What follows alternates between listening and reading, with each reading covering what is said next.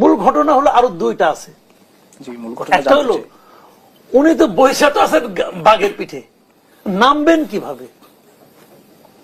উনি কিন্তু এরই মধ্যে উনি এবং ওনার পারিষদ, মানে যাদের নিয়ে উনি উপদেষ্টা পরিষদ গঠন করেছেন, তাদের কর্মকাণ্ড এমন কিছু নয় যে রাস্তার মোড়ে মোড়ে তাদের মূর্তি বানাবে কেউ।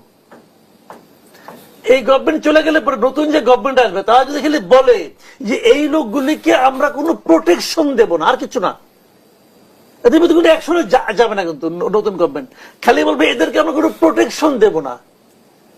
কি পরিণতি হতে পারে এদের এরা জানে, এরা বুঝে ফেলেছে অলরেডি। কারণ তারা যে সমস্ত কাজকর্ম করছে হয়তো আমি আপনি প্রমাণ করতে পারবো না, কিন্তু তারা তো জানে তারা কি করতেছে, জানে না, আশকারা দিচ্ছে লোকজনকে। নামবে কি হবে বাঘের পিঠ থেকে, এটা ওটা আলোচনার বিষয়।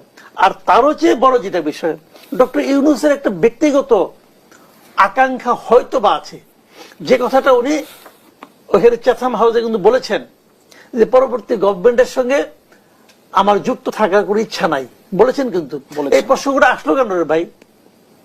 এই লোক কিন্তু বলেছিল কিছুদিন আগে, আমরা শুনেছি যে কোন রাজনৈতিক দলকে নিষিদ্ধ করার ইচ্ছে এই সরকারের নাই।